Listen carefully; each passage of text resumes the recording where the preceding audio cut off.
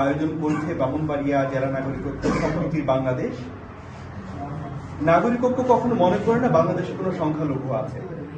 নাগরিকত্ব মনে করে না এখানে বিভিন্ন রকম বিভিন্ন ছোট ছোট ক্লাসের ছোট ছোট শ্রেণীর মানুষ রয়েছে। আমরা এই পার্থক্য করতে চাই না। আমরা বলি আমরা সবাই এই দেশের নাগরিক এবং এই নাগরিকের ঐক্য দরকার। এই জন্য আমাদের দলের নামটি আমরা করেছি নাগরিক ঐক্য।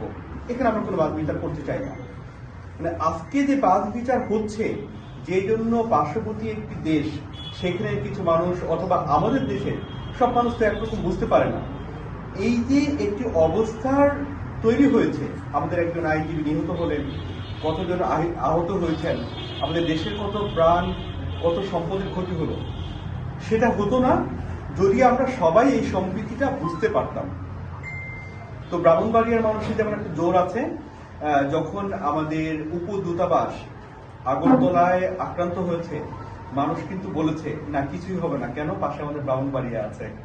ব্রাহ্মণবাড়িয়া মানে এই যে মানুষের যে ভরসা, মানে যেটাকে অনেকে খারাপ ভাবে দেখছে যে কেন ব্রাহ্মণবাড়িয়ার মানুষ মারামারি করছে, এটা করছে।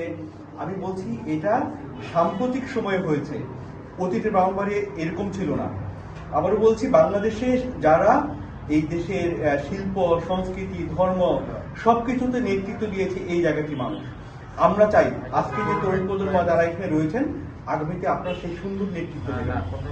আপনারা ওই না বুঝে সারা দেশের এই দেশের বা ভারতের বা অন্যান্য এই উপমহাদেশের যারা যা করছে সেগুলো না, আপনারা বুঝে রাজনীতি করবেন, বুঝে দেশের সব নীতি করবেন, এমনকি বুঝে আগামী দিনে এই দেশের নেতৃত্ব দেবেন।